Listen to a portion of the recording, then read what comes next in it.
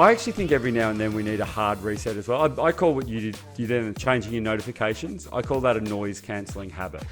A noise cancelling habit is something you can do once and it gets rid of a whole bunch of noise. You know, like the noise cancelling headphones on. I can't hear anything else going on here, and they're really great when you're in a plane and all of that sort of stuff. Have a think, if you're listening to this now, have a think of what could be a noise cancelling habit. What's something that's going to take away a bunch of distractions? It only takes me 5 seconds to do, and it will take them away forever. And plugging your phone in another room is far and away the easiest. You mean? And be comfortable with the fact that you haven't got it next to you for a little while.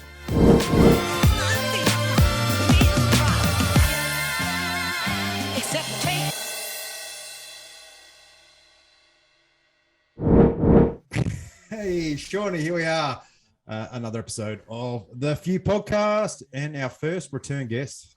Big news. We've caught people on their first book. Now we've caught our next guest on his, second or third book. Anyway, he'll tell us. That's the third. Third. I thought it was third. I was thinking second and then third, but I was thinking, eventually we'll probably get to that detail because really it's the content in the book. How are you, Shawnee? Yeah, good.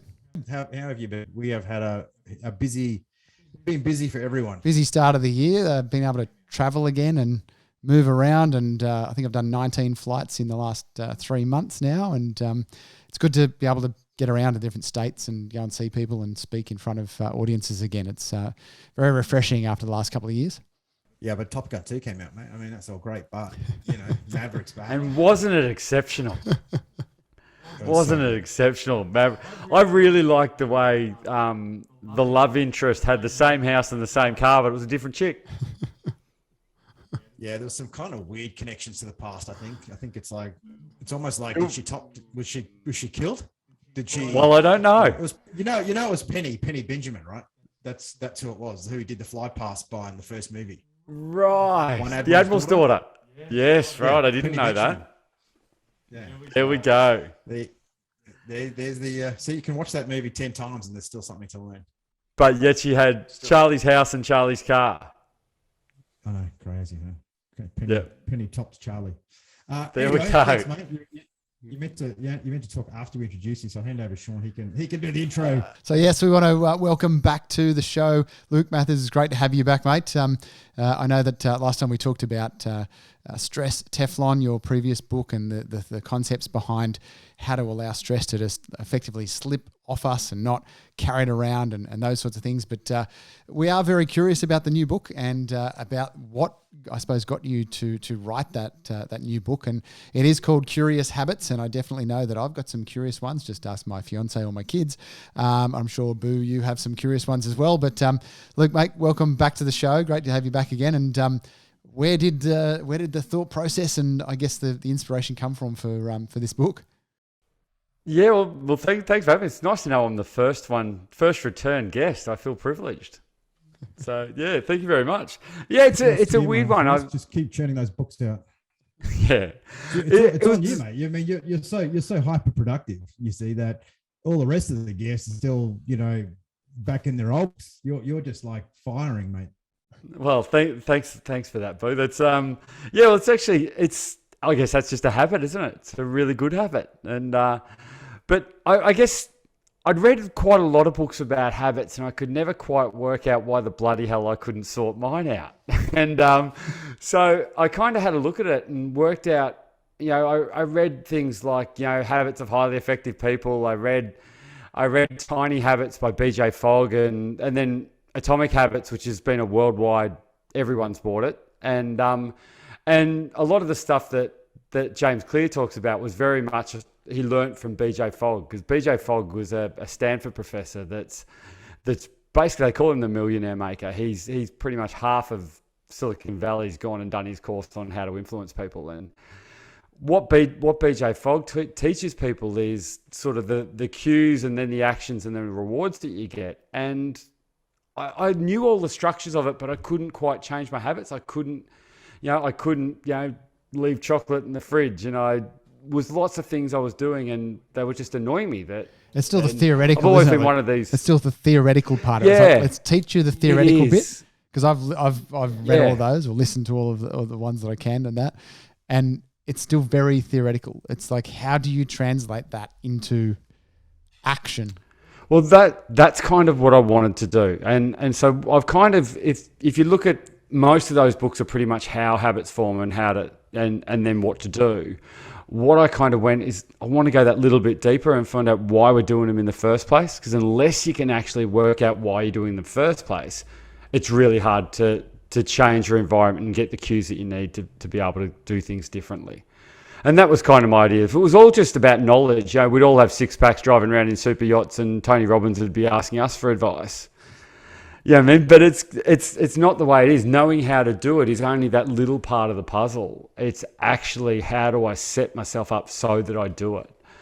And that was the challenge, to try and work out. And the thing about curious habits is that they don't all start bad, right? Like, you look at something like, attention to detail is a wonderful thing. Having attention to detail, you get stuff done.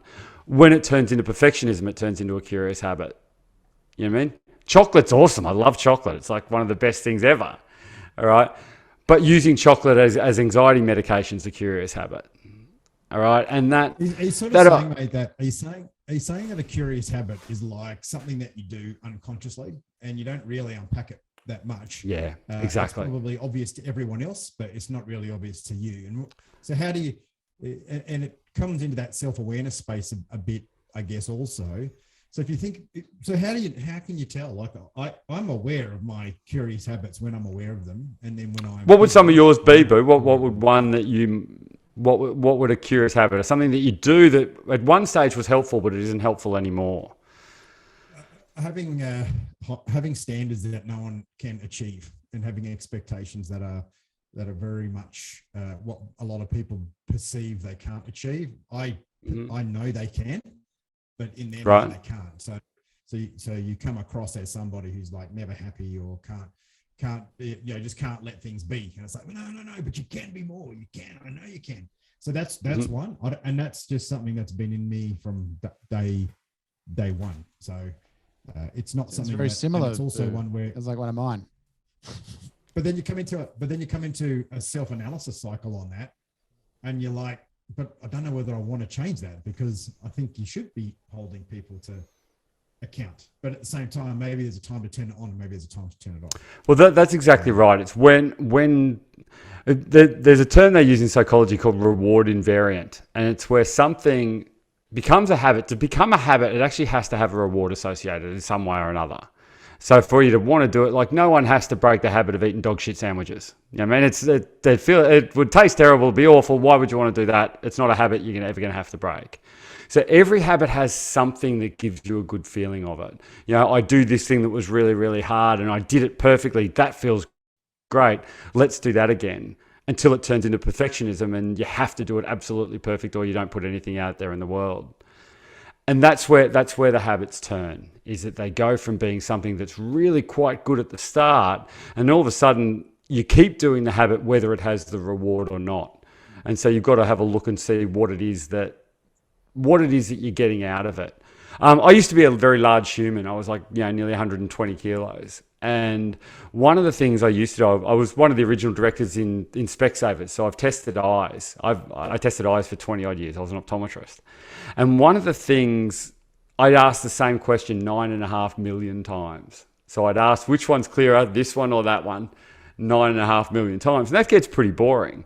And by about 2:00 in the afternoon every day, I'd be starting to get agitated and I'd sort of feel twitchy and just be pissed off.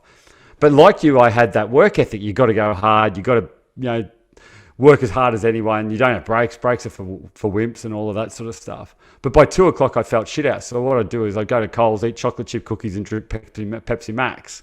So that was my habit, and wondered why my pants didn't fit anymore. All right. And what I was wanting was to not feel agitated anymore. What I wanted to do was feel calm and feel present with my next patient. And I wasn't feeling that after about 2:00. And I was trying to fix it with Pepsi Max and chocolate chip cookies. And that's just a terrible thing to try and fix anxiety with, sugar and caffeine. And so what I worked out was, well, what if I used that feeling of feeling anxious at 2:00, and what do I want to feel? And what I wanted to feel was calm and relaxed. So how else can I get to calm and relax? So my default loop was was sugar and caffeine, and that wasn't helping. So what else can I do that will actually get me the calmness that I was after? And so what I ended up doing was lying on the floor in my consulting room and diaphragm breathing and getting my parasympathetic nervous system working and calming the farm. And then I'd stand up, say, wow, I feel great from that. That's awesome. Next patient, let's go. So that one habit I was doing, I wasn't actually getting the reward from the chocolate chip cookies and the caffeine. But what I wanted was the calmness. And so what we've got to do is work out what is the end result that we want and what are some alternative ways. And that's where the curiosity comes in. What are some alternative ways to get that thing that we want? Look, I have to, some of that resonates with me. I, at my largest was probably 20 kilos heavier than I am now. I had a very unhealthy relationship with food. That was one of my curious habits, was literally having to have food with me wherever I went. I had this Right. curious habit of like literally having sandwiches or nuts or something in my bag. If I went somewhere without it, it created a massive level of anxiety. And what I realized over time was that it was me trying to fill a void, trying to fill a hole, inside. And I was doing it through food, soft drinks, and all that sort of stuff. So it was like there was this continuous habit. And as you said, it's like, what else could I do to feel that? And what I started to do was, gradually, because I knew that I went to a nutritionalist and sat there for an hour, and she may as have just said, blah, blah, blah, blah, blah, drink water and eat lettuce. I think that's basically what I took away from that hour, because my brain was not ready to hear, you've got to go from this side to this side right now, right? And I went, okay, well, how do I start to change this habit? And what I did was I just started to reduce gradually. So I was having some days up to 5 cans of soft drink, right? It was it's just horrendous. That's a lot of sugar. It was a freaking lot. That's no wonder I kept doing this with my energy. Yeah. And then I went, right, what if I just have one a day? And so I dropped back to one a day. Then I dropped back to like one twice a week. And I haven't had soft drink for years now, probably 8 years now. But it was a gradual habit change, because I knew myself well enough to know that if I tried to do it too fast, I'm just going to spring back to where I was in the first place. It was like you need to change everything, right? That wasn't going to work for me. And how do people potentially speed up that process in what you've kind of researched and what you've put in the book? How do you find people can actually not take, it took me 5 years to effectively get out the other side of that from once I made that decision? Yeah, well, that's a long time to be wrestling with that. Like, I want to have another can of soft drink, but I'm not going to, because I'm only going to have one. And I almost feel like that's the way a lot of us attack habit change. It's almost a bit like Sisyphus. We're pushing a rock up a hill. Yes. And almost always, the moment you then stop putting all of that effort in, the rock just rolls back down and you're back to where you started. So what we've got to try and do is work out a way that we can just walk over the hill without the rock. All right. And so what we've got to try and do is work out, your habit loop was to have the soft drink or the nuts or the sandwich or whatever it was that you had to have all the time. What is the other thing that I could do that would actually make me feel good? And let's do that. And then attach a positive emotion to that. One of the things BJ Fogg talks about is he calls it sunshine. That whenever you do the thing that's the habit that's got the desirable result, you've got to attach a positive emotion to it. So you've got to say, that felt great. Well, that goes back to that reward. Stand up after belly breath. Doesn't it? It goes back to that reward. You've got to have you the said reward. that a habit is formed because there's some sort of reward attached. Yeah. Exactly. So you've got to take notice of the reward. That's a really important thing. And unfortunately, we're all negatively biased and all of that sort of stuff, that we don't actually take notice of those small positive things very much unless we actually deliberately do it. So you've got to what I had the same problem. I drank Pepsi Max like it was going out of fashion. I'd drink 2 or 3 of those 650 ml things, and that's just horrendous on your stomach and all that fake sugar and chemicals, and it's horrendous. And I swapped it for these sachets of green tea that Body Science make. I work with Body Science a bit, and so I'd have it in a big 800 ml thing of water with the green tea in it. It's got antioxidants in it. It's really good for you, really good for your digestive system. And I would swap it for that, and it had a little bit of caffeine, so I wasn't missing out on the caffeine side of things. But I actually really liked the green tea, and it turned into something I really liked. So then giving up soft drink, I wasn't pushing a rock up a hill anymore. All right. And that's I think the missing link, that when we're having to do all of these changes in habits, but by willpower. And unfortunately, willpower gives up. You know, when shit's not going your way, willpower doesn't work anymore. And when you're tired, when you're stressed, when when everything's not turning up, Sean, your There you willpower's go. not going to work. Forget it. Back to the old habit. Forget it. Back to the old And habit. the rock comes But if rolling we get down. attached, rock comes rolling down and we have to start again. And then we start beating ourselves up. I'm useless on that. And then we get this self-fulfilling prophecy as I can't do this because I've tried a few times and I've failed. But if we do it from a place of, I'm okay how I am, but I really want to achieve this and do this a little bit differently, then we can change. And we're changing from a place of acceptance. We're changing from a place of gratitude for all the things that I've learned before. But this is where I want to go now. And I'm going there because I want to go there, not because I'm too fat, too this, too whatever. I'm doing it because it's what I want to do and it's the result that I want to get. With this whole movement, and you look at habit, the way to live your best life, is there not some yin and yang when it comes to habits? Is there not a bit of a dark side that we need to embrace as well? I don't believe any human can have all the best habits on the planet, right? And then you're gonna become some sort of, guruic habit ninja, where everything you do is just by the book. So somewhere in there's going to be some ebb and flow. So when we talk about curious habits, is there sort of habits that are like, these aren't the end of the world habits. These are destructive habits. Like, what is it that got you motivated by, and what impact were you seeing on people's lives by not having awareness around their curious habits? Probably the biggest one I was noticing was just anxiety. My second book we wrote after a friend of my daughter's took her own life with suicide. It was awful. And Zara, who passed away, her best friend Ali, really, really struggled after her best friend died. And she was in a really dark place. And she was just riddled with anxiety. And so many teenagers are. They were like, 16 at the time. And about a year later, I caught up with Ali and sort of said, how you been, and having a chat. And she said, look, I've been really terrible. I've been really sad and really depressed and really anxious all the time. And so I wanted to have a look at where the habit of anxiety started from to try and help Ali. So her and I wrote a book called Reset together, which is all about teenagers and how to get them to talk to themselves nicely. And then what I worked out from that is things like anxiety is basically a habit loop that doesn't serve you. Every habit loop has a trigger, an action, and a reward. All right, and we've every book you've read about habits, they've been talking about that since the beginning of time. But one of the things we do is we use words like triggers for anxiety. Something happens that triggers my anxiety. And there's two key really weird things I hate in that sentence. One is the word trigger, because when you're firing missiles and stuff out of airplanes, boo. When you pull that trigger, you don't have any control over where that bullet goes then. All right. So once you pull a trigger, it's gone. You don't have any control over it. So I think one of the things we've got to do is work out what the triggers for anxiety are, and then turn them into cues to get curious. And I think when we do that, why am I worried about this? What things in my past have caused me to be so concerned about this? And to be able to answer them and then take our brain to a place where it's actually going to be helpful to us.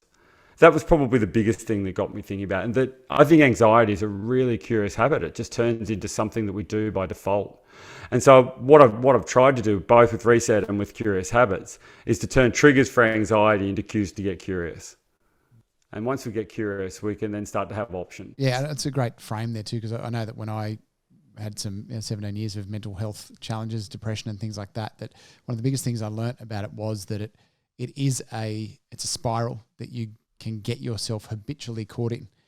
And it's a conditioning, it's a pattern. So a thought starts another thought, and it's almost like a snowball effect. It starts to roll down the hill, and you got to wait for it to hit the bottom, right? And then it stops. But it's almost like it is habitually the same thoughts again and again and again and again. And I think that's where, from a mental health perspective, whether it's anxiety or depression or anything else like that, I honestly feel that there is such a habitual component to it. I only learnt that probably 8 or 9 years ago, maybe 10 years ago, about that, the habitual part of thinking.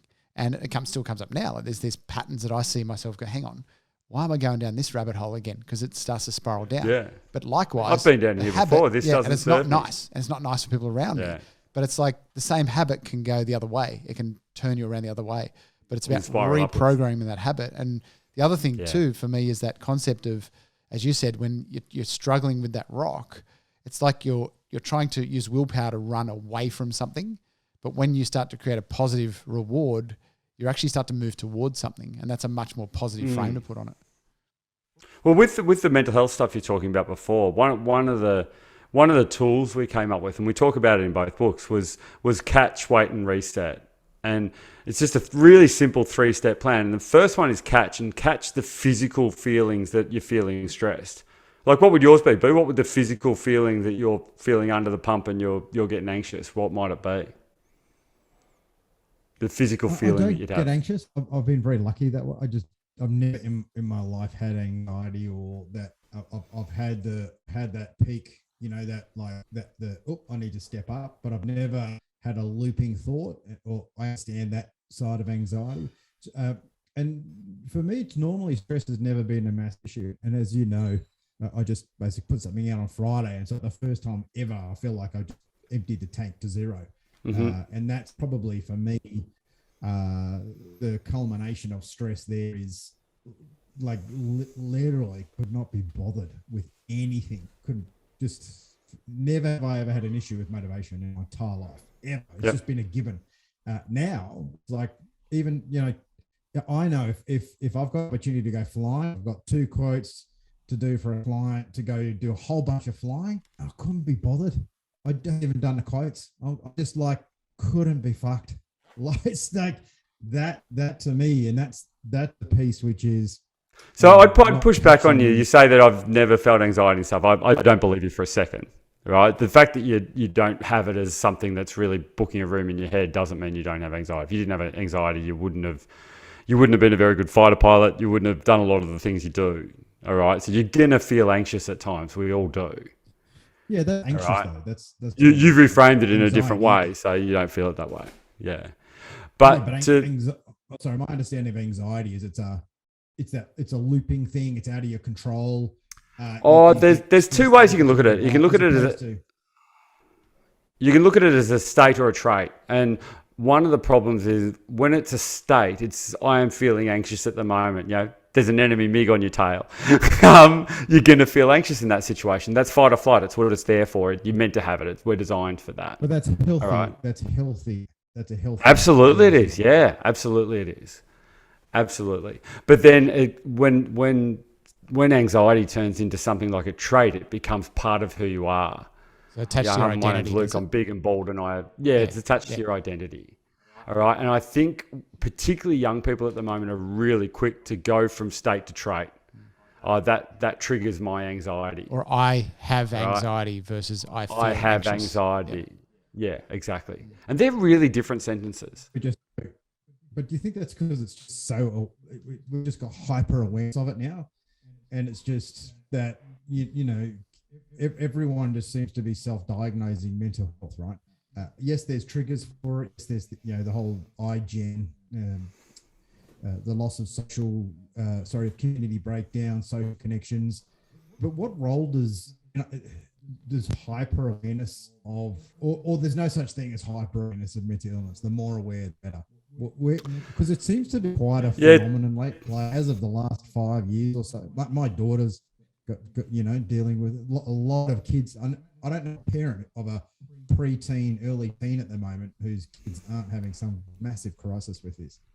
Mate, I do workshops all the time and speak from stage. And the bit when I notice almost every person, because most of the people in the room are parents, when you start talking about teenagers and anxiety, almost all of them, their ears lit up and go, "Oh, can you help me with this? Please tell me."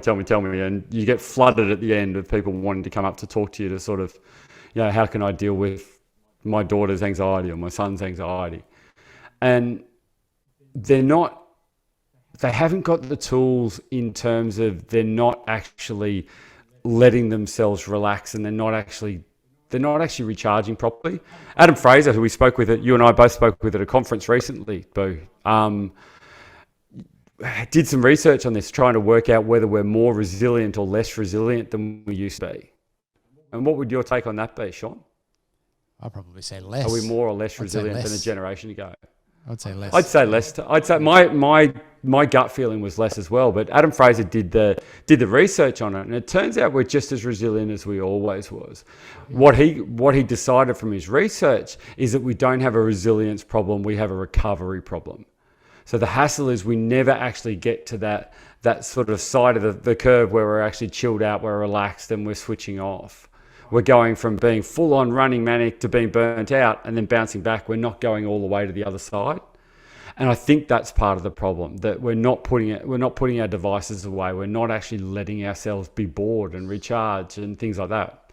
And I think that's why things like meditation and stuff are gaining a bit of traction, because it's your way of your brain to actually let myself wash some stuff through, let it be clear, rather than go and feeling like you were at the end of last week, Boo, where you were just, your bucket was full. I think one of the problems, particularly with the younger generation, and I think it's true for the older guys too, is that we're not actually recovering on purpose. We're not recovering deliberately. What does recovering deliberately actually look like, though? Like what can really, somebody do to recover deliberately? Well, the hassle is that almost everything in our world is stimulating our sympathetic nervous system. It's all pushing the accelerator. Go here, you've got to have this, you've got to watch this ad, and you've got to see this on Facebook, and that person's doing this. And we get this whole compare and despair, which kind of winds people up. What if we just took a few moments and actually breathed into our stomachs and actually got ourselves to calm down for a little bit and actually push the brake for a while? We don't have to go quite so fast. Let's do those times when we do have half an hour to spare, instead of scrolling on Facebook or Instagram, why don't we just sit down and walk through nature? Or why don't we just go and use there's two things you can do to actually press the brakes. One is breathing into your diaphragm. You've got 610 muscles in your body. One of them links straight to the hypothalamus, which is like the EA of your brain. It actually tells you whether to speed up or slow down. So it controls your heart rate, it controls your breathing, it controls your blood pressure. And your diaphragm links straight to that. The other thing, and from an optometrist point of view, this makes a lot of sense to me as well. The other one is your eyes. The more you use your central vision, the more it stimulates your sympathetic nervous system. So I'm nerding out a little bit now. But what happens then is if we're constantly looking at our phones and constantly looking at screens, and we're constantly getting all of this compare and despair coming at us, and we're constantly bombarded with everything, when do we push the brakes? When do we actually put it all aside and let ourselves relax and use our peripheral vision? You've heard this, walking in nature is such a good thing to help recharge. The reason is that when you're walking in nature, there's things out in the periphery of your vision all the time, and that stimulates your actual calm and disarm part of your body. And we're not doing things like that anywhere near enough. So little things like that. It's very hard to get that across and to get a level of understanding. I know as a parent with the kids, it's almost like a mantra: get off your phone, get off your phone. Yeah. Go outside, come for a walk. Let's do this. Do something physical. Get off your phone. Get off your phone. It's literally, and they understand it and they comprehend it, and you talk in depth about what it's doing to their nervous system and their brains. But it is their entire world is in there. Their chat, it is, isn't their it? snap, and it's for them. It's like, well, hang on a minute. What you're saying is I can't talk to my friends. Is that, and it's like, no, but you don't need. No one needs to talk to their friends that much. They're not. So how? Yeah, FOMO is real. Tactics or techniques you can use. Yeah, there's some really good ones. One of the things we did was to try and work out, because the thing is, FOMO is real. That fear of missing out is absolutely real, and it's actually going to cause anxiety, particularly for kids. One of the things we did, particularly in exams in some of the schools I work with, coming up to exam times, you get the kids to get 3 or 4 of them together, and all of them come offline together. All right, so if your 3 best mates are offline and you're offline too, that's a little bit easier. It doesn't feel quite so bad. The other thing is, almost everything about habits is you've got to change your environment somehow. So if you're constantly grabbing your phone and your phone's right there, you're going to grab it more. If your phone's in the other room, you're not going to grab it. I'm in my studio now, and I come in through the garage and come in through the studio and go into the rest of the house. My phone doesn't enter my house. I plug it in and it recharges in the studio, and I'll go back and check it, maybe once or twice before I go to bed. All right. And I leave the ringer on, so it will ring. If someone needs to get hold of me, they'll ring and I'll hear it and I'll come and answer it or call it back.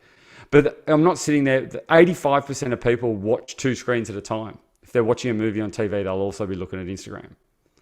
All right. That's just overload. And it's constantly getting this sort of comparison of everyone else's life, which is, sailing on super yachts and doing amazing things on these beautiful beaches. And, no one puts themselves hanging the washing on the line or, raking up leaves. They only show the good stuff. So we're constantly comparing everyone else's highlight reel to our mundane everything, and we come unstuck.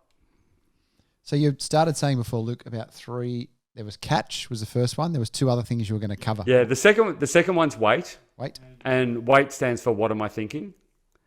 So you catch the physical signs, and to me, it's knots under my stomach. About 60% of people, it's knots in your stomach. What would yours be, Sean? Yeah, what would mine's mine's tightening in my chest and a bit of a stomach, tightening but I can chest, feel yeah. it. I can feel like a closing in my stomach, in my chest. Sorry. Some people, their jaws will clench. The tongue sticking to the roof of your mouth is another one. Dry mouth, and all of these are basically just stress responses. They're basically your body saying, "Look, we don't need to worry about digesting food. We've got to run a fight here." All right, and because that's the response, then cortisol and adrenaline, what they do is they deprioritize the things you don't need. So that feeling of the chest in your chest, that is then your cue to say, well, what am I thinking? What am I thinking? What's making me think that? And is it helping? And there's something about those 3 questions. Get your sort of limbic old brain and your smart new brain back together. And once we do that, then we can do the reset, which is the same as on your computer. If your computer's overloaded, the little circle will go around. The reset is Control-Alt-Delete. What can I control? What should I change? And what should I get rid of? And so if we can go catch, wait, and reset, we've got a 3-step program to actually link our smart brain and our emotional brain together and actually choose the thing that's going to help us. So look, one thing that I realized over the years as well is the fact that I've had a tendency to control my own, or endeavor to control my own environment, control anxiety, all that mental health stuff that I have overcame about 10 years ago, is that I kept myself incredibly busy and incredibly distracted all the time. So to actually have the space. So, and you're talking about obviously get out in the environment for half an hour and switch off, disconnect. How important is your ability to actually move through and change these habits by having actual space versus if you just continually distract yourself on your phones and other things, then, what chance do we have of changing those habits or replacing those habits with more positive ones if we are constantly on all the time? Yeah, it's a really, really good question. And one of the things is that's going to be uncomfortable. If you've been able to, every habit loop that we don't want, we have to change with something that we do. All right. And you've done that. And you've done that by being busy and being productive and stuff, which is really good until it's not.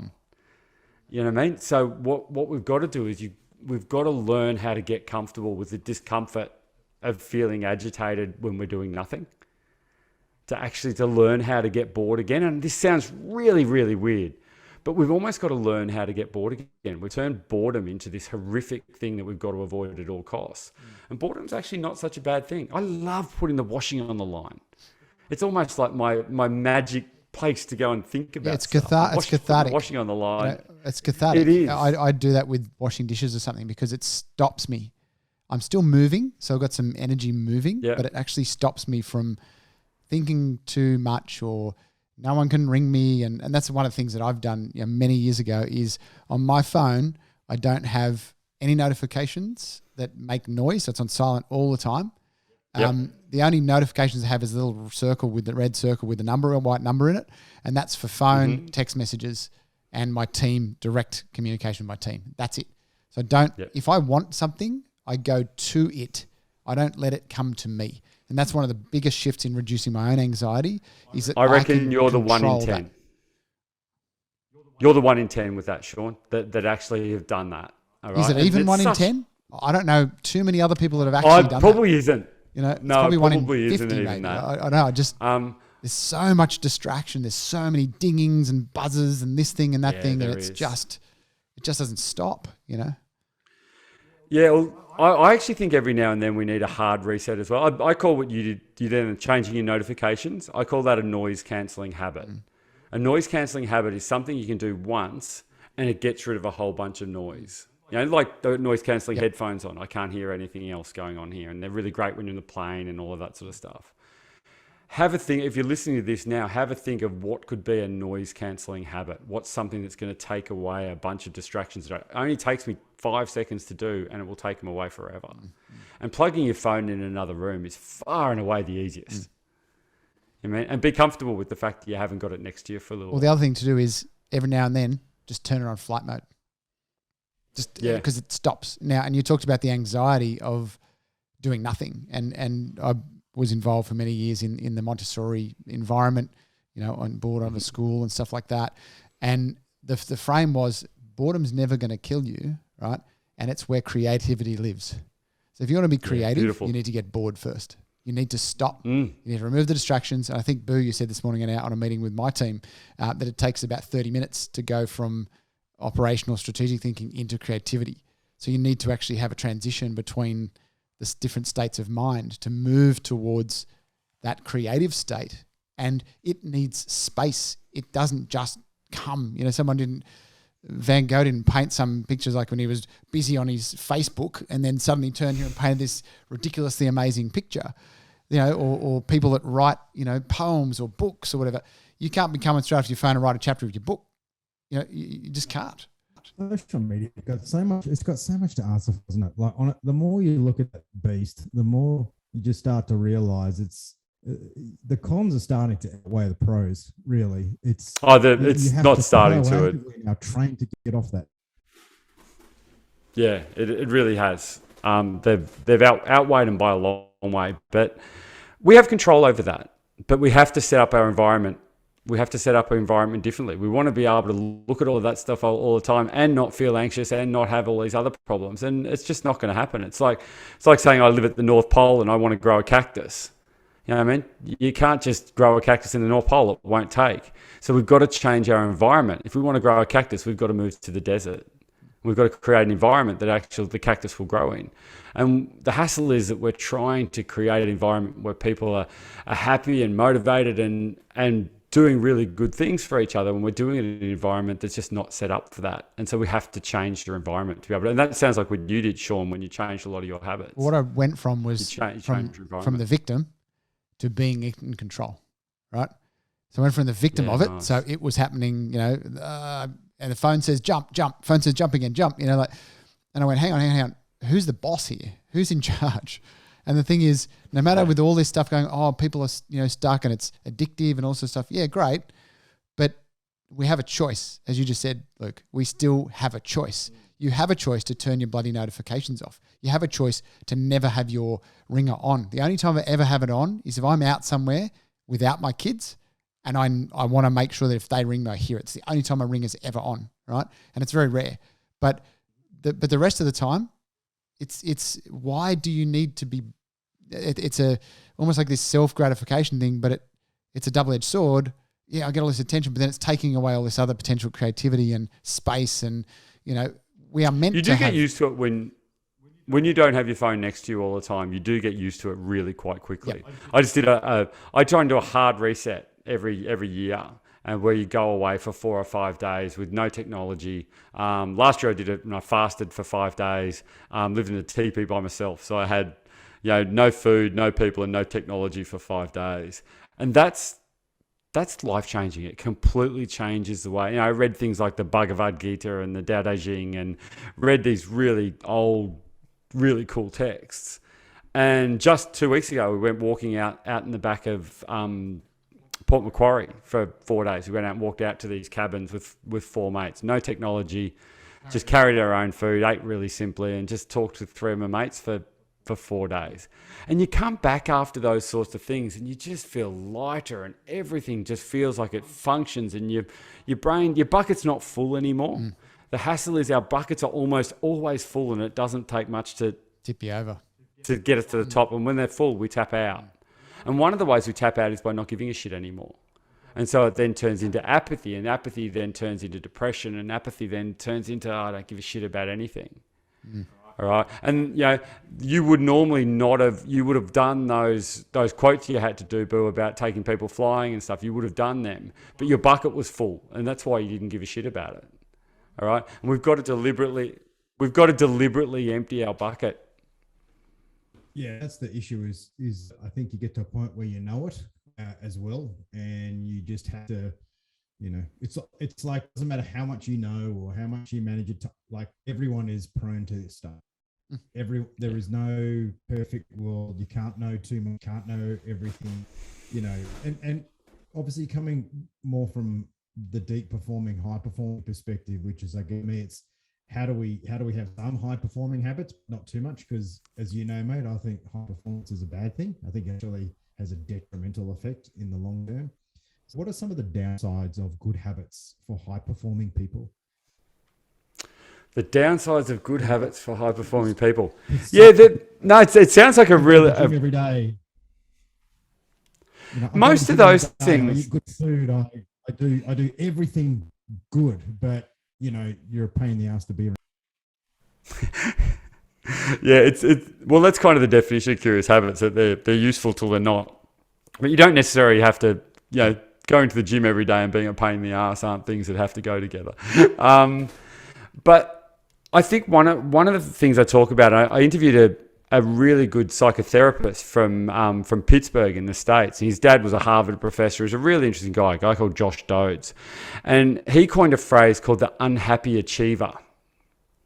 And I really liked the concept of the unhappy achiever, because basically what it is these people aren't achieving because they so much like achieving. They don't hit the top of the mountain. They don't get the sales they want. They don't do any of them and celebrate it. They then have to go on to whatever's next.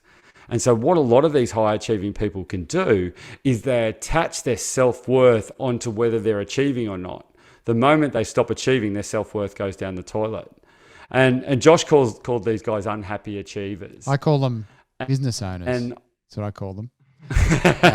Entrepreneurs. Yeah, right? It's like, all right, what's next? Done that, what's next? Done that, what's it? And I'm talking about myself here too, right? It's like, okay, I've ticked that off. We've hit that milestone. What's the next one? Yeah, but say again? Self-worth? I don't know whether it's I'm not sure it's self-worth though. I think I think there's an element of identity, mate. This is there is. This is what I do. I think there's an element of that to it, and I think there's, I'm that person who just likes to achieve and the next thing, but But you also savor it, Boo. You also stop and say, "Wow, you sent me a text the other day of something you did, and that you showed how much you'd moved the needle with one of the companies you work with, and you were stoked with that, and you really, really savored that." And so that's a little bit different. That's not what unhappy achievers do. Unhappy achievers turn it into, I have to actually achieve this, or I'm going to feel like shit. Yeah. That's not the fact that you're wanting to keep it. Yeah, I am a failure rather than I have failed at that thing. It becomes an identity thing. And I was tied up with that deep into that. A lot of perfectionists are, and what some perfectionists will do everything they can to make sure everything's perfect. Yep. Other ones just won't put anything out in the world. Well, I'm a recovering perfectionist, not quite reformed yet, but never know. That's probably the classic curious habit. That attention to detail is great, but a perfectionist, is not a habit you really want. But I think to be actually understand why we're doing the things we do is probably the key to a lot of it, and that doing habit change because you want to and not because you have to. I think that's the secret sauce of curious habits, I think, to be able to work out what you want to get out of it. And I'm going to do that because that's the human I want to be. I have an alter ego. My alter ego, and I talk about this in the book, and how we all need to have a really clear idea of what the best version of us is, what the best version of Sean is, and what the best version of Boo is. And one thing they've discovered is if you talk to yourself in the third person, you actually give yourself better advice. Ethan Cross did some great research at University of Michigan about this. And if you talk to yourself in the third person, if you talk to other people in the third person, you sound like a dickhead. But Luke hates that. But talking to yourself in the third person is actually a really good way to connect your old brain and your new brain again, and so you actually give yourself better advice. I have an alter ego. His name is Carlos. I just had this conversation with, I had a thing on Thursday with a bunch of, it's become part of my keynote. I talk about the fighter pilot call sign, and the real reason we have call signs is the alter ego. That's the person at work. That's the person who can perform a certain way. That's the person that I can look at completely if it was my best friend, not me. But I've not taken it where you take it there, which is to general self-awareness. It's more about in a pressure cooker environment, when you're under pressure and you have to deliver, don't make it personal. Just look at your behavior and traits and how you interact with everyone independently. So it's great. I think you're right. And I had to have exactly the same conversation. You don't walk around talking about yourself and your alter ego. The call sign's better than, hey, Luke, hey, Sean. Like, a call sign's it's a bit weird, but it's a bit softer. And I think that's so important. I think a third person, whilst it's freaking weird to most people, and you think it's weird when you observe that behavior, but doing it on the quiet, it's very powerful. Yeah. Well, they actually put people in fMRI machines. They did this work at University of Michigan, and they put people in fMRI machines, and they got them to tell a story that was a really emotional, really tough story. And they swapped it around, so they did first and second different ways. And they got them to tell the story, and they used first person pronouns, I, me, all of that, told the story. And then they told the story again using third person pronouns, like Luke did this, Luke did that. And what they discovered was the prefrontal cortex lit up more when they're telling in the third person, and all your amygdala and all of your fight or flight stuff in your limbic brain actually quietened down. And so by using third person self-talk actually gets you more deliberate and less reactive and less stressed. So there's actually a way that it actually is a physical thing and changes which parts of your brain actually light up. So one of the things I do in our workshops and in some of the stuff that we do with companies now is we work out what the characteristics of the better version of you are. So there's a process that we go through, and my alter ego's name is Carlos, and he is curious, creative, and generous. All right. So if I'm being curious, creative, and generous, I'm as happy as a pig in shit. I'm loving life. And I get to coach and talk from stage and run workshops and stuff. So I get to be curious, creative, and generous all day. All right. And one of the things it does, like say I'm having an argument with my wife. Am I being curious about her point of view? Am I being creative about finding a solution we both like? Am I being generous with my time and my energy? And invariably I'm not. The best version of her and the best version of me get on like a house on fire. It's only when one of us doesn't turn up as the best versions that we don't get on. So the moment I do that, I connect those parts of my brain again, and I actually come up with a better way to actually deal with whatever we're doing in our marriage. Even things like I live just up the road from the beach, and walking to the beach in the morning, Luke might step over a bit of rubbish. Carlos would pick it up and put it in the bin. You know what I mean? It gives you that frame of reference of what the best version of you would do every time. And I think that's a really good habit to get into, to make sure your self-talk's actually on your side. What's an example of some language, Luke? What could people listening to this actually, how would they language it? People who don't quite understand third person, first person. Yeah, I literally would do that. I'll ask myself, what would Carlos do? Yep. And I did it this morning. I ride an exercise bike every morning for an hour. All right. Well, it's where I do all of my reading and my sort of learning other people's stuff is on the exercise bike. And it's middle of winter now. We're in Queensland, so we're soft. But the outside it was cold. It's like 8 degrees, and the pool's really cold. All right. But I do a cold plunge every morning. All right. And I got a phone call just after I got off the bike, and I kind of cooled down a little bit, and I didn't want to do the cold plunge. I walked to the top of the stairs, was just about to get in the shower, and then went, no, Carlos would go and do the cold plunge. Walked back downstairs, dives in the pool, froze my tits off, stayed in there for a couple of minutes, and then come out. So that was just this morning. It was like, no, Carlos would go and do the cold plunge because he knows that's really good for your metabolism. He knows that's really good for your stress system, and know that even though it doesn't feel pleasant, it's really, really good for you. And I've attached a positive emotion to doing the cold plunge in the morning. And that's a perfect example. And that would happen to me 3 or 4 times a day. And again, it just has to become a habit. My habit is connecting with Carlos. I want to connect with the better version of me. Because that actually draws you closer to that version of you then. Makes you show up more and more as that, because you're creating a habit around it now and not allowing yourself to fall short on those actions those new habits that you're endeavoring to follow. What I also do is every superhero also has the nemesis. Batman has the Joker, Superman has Lex Luthor. Every superhero's got a nemesis. And I think we've also got to be really clear on what our nemesis sounds like. There's a guy called Little Luke, and Little Luke's a pigeon-toed little kid that lived in the dodgy part of Narang that couldn't read until grade 9, and was always really crap at sports and had to work way harder than everyone else. And he often tells me I can't do stuff. Now I know whether it's Little Luke on one shoulder or Carlos on the other one, and I listen to Carlos. So you can actually understand the negative self-talk that you use yourself, and when you give that one a name, it's just as powerful. I don't want to listen to him. I can hear it, but he doesn't get a say in what I do. One of the authors from Major Street, my publisher, her name's Amy Silver, and she says that fear is the loudest voice in any party. And there's a going on in your head, and fear is the loudest voice. And her thing is that fear gets heard, but it doesn't get a say in what you do. And I really love that as well. So having an idea of what the best version of me would do, being able to talk to him, being able to talk to Carlos, but then also understand when it's Little Luke that's trying to make me to stay small and not do something that's hard and not stick my head up and not be brave. I understand it when it's him talking now. Yep. Because you've now identified and placed it in a certain, here. It's as clear as the old Flintstones thing where the angel on one shoulder and the devil on the other. I know which one's talking now. And when I do the workshops in companies and stuff, everyone comes out with their Carlos, with the better version of them, and know exactly what the traits are. And they also get really clear on what their nemesis sounds like.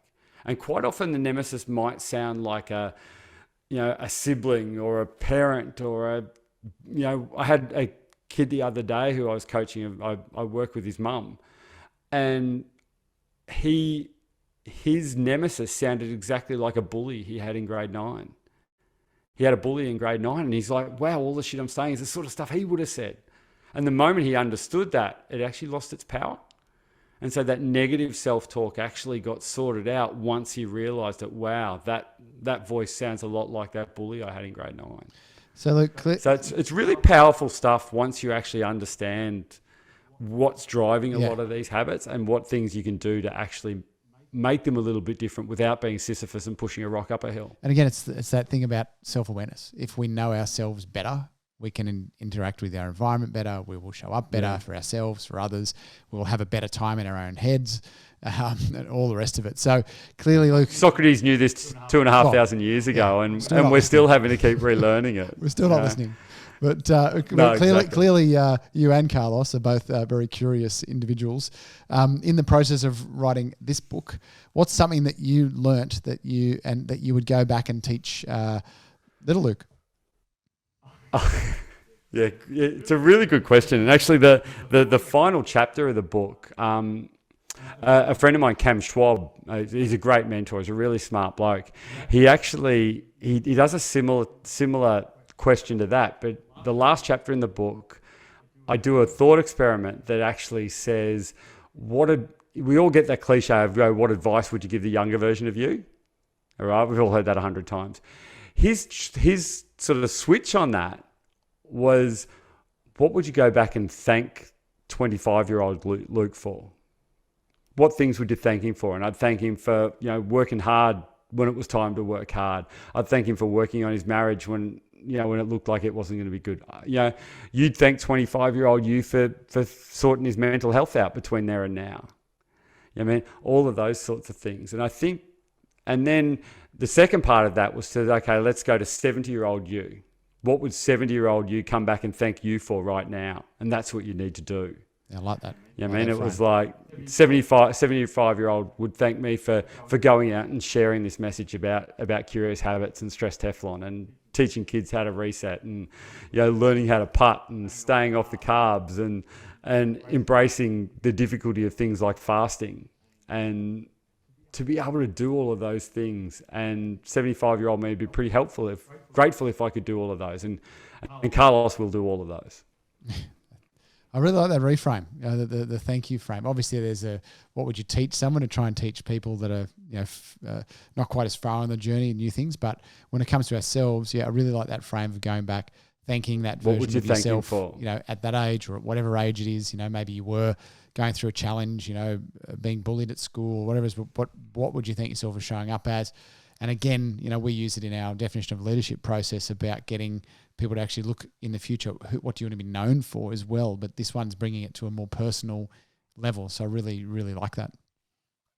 Yeah, it's a really great way to end the book. When you write a book like this, you have a lot of drafts, so you end up reading and writing it a lot of times. And every time I read it, I just go, wow, I really love Cam's reframe on that. I really thank him for beating imposter syndrome. I really thank them for getting rid of chocolate chip cookies and Pepsi Max. They weren't serving me. It was a habit that I was doing just for instant gratification. It wasn't serving me. So what habits are actually going to serve you? And let's put a positive emotion on them and start doing them a bit more often. Let's get curious about them. Awesome, mate. Such a deep, as always, and wide-ranging conversation. And I think there's more to it than habits with where you're taking that story. And I think really empowering from the book is, no matter what it is, it rests with you, the control of the solution to whatever it is that you're finding difficult to overcome. It rests with you. And I think the book obviously going to give people a really great way to start the conversations with you, with Carlos and little Luke. Yeah, thanks, mate. That was my plan, to get people to have that self-awareness of, what am I getting out of these habits that I'm calling bad? If I'm not getting anything out of them, why am I doing them? And you've almost got to have that bit of disillusionment to be able to change something. Mm-hmm. If you don't have the disillusionment, there's no catalyst to actually make you want to change. It's what we call the change threshold, is the pain of doing nothing becomes greater than the pain of doing something. Yeah, you got to get to that tipping point. Otherwise, you won't take the action. Yeah, exactly. But then you've also got to set up your environment and stuff so that the action's easier to take. You've got to attach a positive emotion to it so it's easier to do. Fantastic. But none of this stuff is rocket science. But I think there's a lot of things that, and I love all these books, and I built on a lot of these books about habits. But I don't think we can really truly change unless we start to look at why we're doing them in the first place. And the moment we start to do that, and then what am I trying to get out of it? And then what are my alternatives? And that's where the curiosity comes in. What are my alternatives here? And once you do that, the thing that you do then becomes the thing that you want to do. And that's not hard. That doesn't take a whole lot of pushing uphill anymore. It just happens. And that's kind of what I want to get people to get out of Curious Habits. Fantastic. Well, Luke, thanks again for coming on the podcast. Let us know when you write your next book. I'm sure we'll welcome you with open arms again. And we'll put some links in the show notes as well, so that people can track you down. They can find your book and books. Once again, really, really appreciate you taking the time to share your curiosity and your wisdom. And I'm sure that this is going to, I've taken away quite a lot, so hopefully our listeners will as well. And that wraps up another episode of The Few. Thank you to our partners, Afterburner, for team building, development and alignment. We understand now how important it is to have the right people around you. Get them on board with where you want to go. Momentum Media, the largest industry publisher in the country, connecting your business to the Australian community. ICMI, Australia's premier speaker bureau, representing the few that do fulfill their life's purpose. And finally, Sean's Inner Circle, the business coaching organisation for small and medium enterprises looking to make that next step. Thanks again for listening in and downloading today. Please leave a review on whatever platform you are currently listening to this podcast, and reach out to our partners who can help you make the transition to the few. Pleasure, mate. Always good to talk to you boys. Sean and Boo, always a pleasure.